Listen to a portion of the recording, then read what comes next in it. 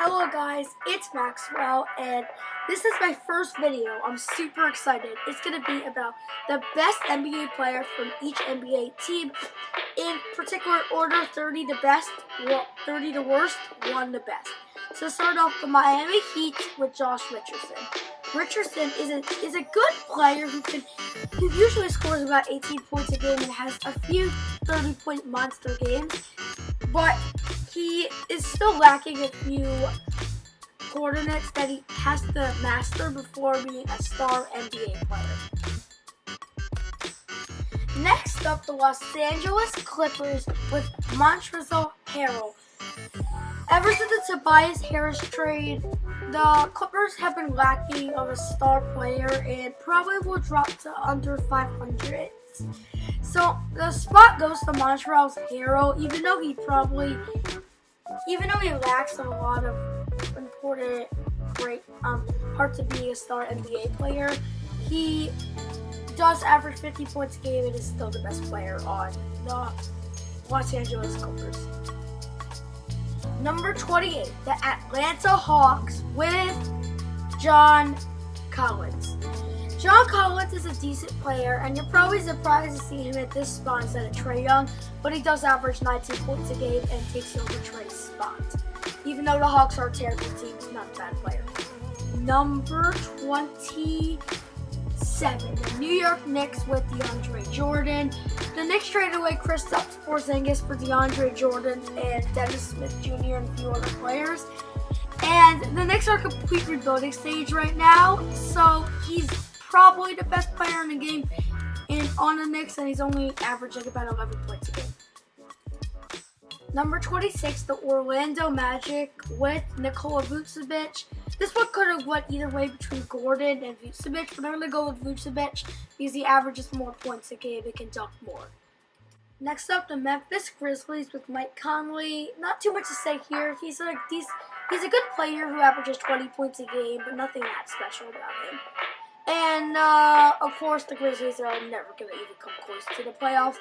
These are in a complete rebuilding stage right now, and it's going to take some time for them to come back. Next up, we have Buddy Hield from the Sacramento Kings. Buddy Hield has taken the Kings from a rebuilding team to a team that has actually played decent basketball this season and has a chance to be actually in the playoffs. He averages about 19 a game and is having a pretty good season. Next we have the Dallas Mavericks with Luka Doncic. Luka has been a breakout star this season. Only 19, he's averaging 20 points a game. He easily is a Rookie of the Year contender, and he definitely earns the best player on the Mavericks. Next up, we have the Brooklyn Nets with D'Angelo Russell. Russell is an all-star this season and is averaging about 20 points a game. He is clearly the best player in the Nets and has taken them from a terrible team to a playoff contender. Next, we have the Bulls with Zach LaVine. This was a competition between LaVine and Markkanen, but I think I'm going to give it to LaVine because he averages more points a game, and even though the Bulls are terrible, he's kind of being regarded. Next, we have the Utah Jazz with Donovan Mitchell. Mitchell was the former Dunk King champion, and he was a contender for Rookie of the Year, and fell a little short to Ben Simmons, but still averages 22 points a game as the best player on the Jazz. Next up, we have the San Antonio Spurs with DeMar DeRozan. DeRozan's stats might be declining a little bit, but he still averages 22 a game, and it is the best player on the San Antonio Spurs.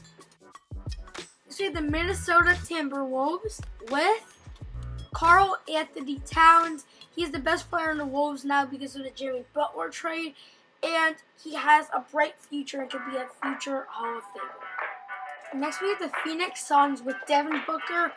Booker might be a little bit overrated, but he's still a good player who can propel the Suns even though they're really bad, and they should be better. Next, we have the Cleveland Cavaliers. Of course, Kevin Love. The Cavs are having a terrible season this year because Kevin Love's injured, but even if he was back, the Cavs would still be bad because they can't win games this season.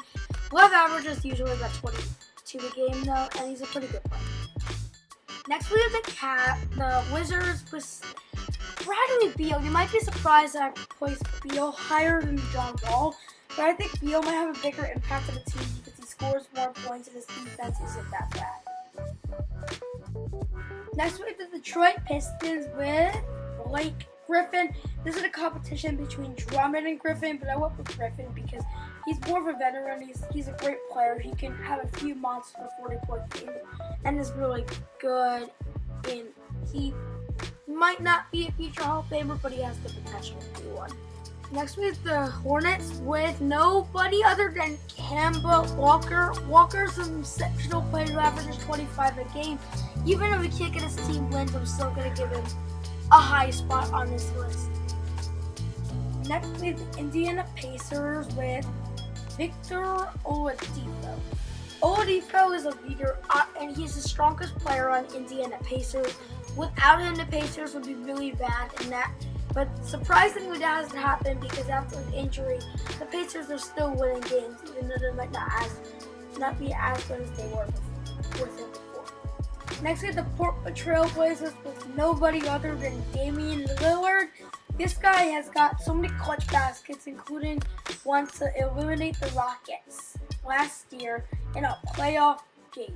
He's incredible, averages 25 a game, and is beat CJ McCollum for the best player on the Blazers. The OKC Thunder. Best player, you might be surprised, I think it's Paul George. He's came across some monster 48-point games, and he averages a little more points than Russell Westbrook does, so I think I'm going to give him a top spot. Next with the Boston Celtics with nobody other than Kyrie Irving. This guy is a legend. He is so good. He shoots the ball at great angle. He's clutch, and he has everything you want in a player. He obviously takes the number one spot for the Boston Celtics. Next, we have the Denver Nuggets with Nikola Jokic. Nikola averages almost a triple-double each game. He's exceptional, and he has a chance of even becoming MVP. Next, we have the Toronto Raptors with Kawhi Leonard. Leonard has been incredible in the Raptors, even better in the Spurs, and the Raptors made a great trade from DeRozan to Kawhi. Next up, we have the Sixers with Joel Embiid. This guy is incredible. He averages 13 times like 25 a game, and he's got some monster 40-point performances. Say the Golden State Warriors with, actually they're all super good, the players, but I gave it to Steph Curry because he has the most points. It was mostly a match between KD and Steph, but I think Steph wins because he gets 30 points again. Next one is the Pelicans with, of course, Anthony Davis. Davis has an easy chance to win MVP. He's incredible. He's on a trade. He has trade rumors though, so it might be his final year with the Pelicans. Number 3, we have the Milwaukee Bucks with Giannis Antetokounmpo. Hopefully I pronounced his last name correctly. This guy's a legend. He's really good. He's gonna win MVP. He's incredible. I've got to give it up to him. Next, we have James Harden and the Rockets. This guy's incredible. He averages 35 a game. I can't say much about him. That's how good he is. Number 1, best player in NBA. Of course, the Lakers with LeBron. I don't have to say anything.